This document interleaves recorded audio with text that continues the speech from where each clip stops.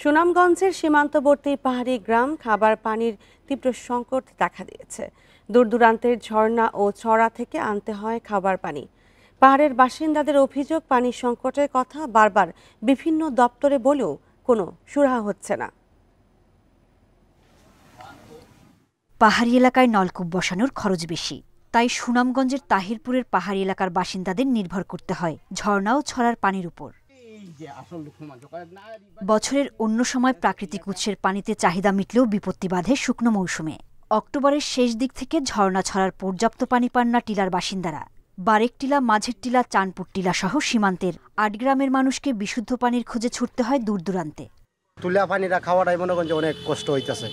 কি করে আমরা ফল ফলান্তি রইব, আর কি করে আমরা একজন দূর থেকে লুকাইলো মানে এরা আপ্যায়ন করবো, মানে পানি সানি দিয়ে আর আপ্যায়ন করতে পারি না। আমরা তো নিচে টিউবওয়েল আছে, ওখান থেকে পানি তুলে নিয়ে আসি খাওয়ার জন্য, আর গোসলের জন্য তো এখান থেকে অল্প পানি আছে, এটাই গোসল করি। পাহাড়ি এলাকার বাসিন্দারা জানিয়েছেন, সংকটের কথা বারবার বিভিন্ন দপ্তরে বলেও কোনো কাজ হচ্ছে না। সরকারিভাবে যদি পাম্পের সাহায্যে পানি উঠানো যায় তাহলে কষ্ট কমবে তাদের।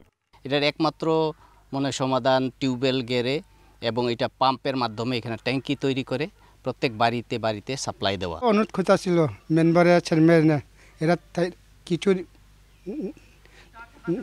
বলারই নেই।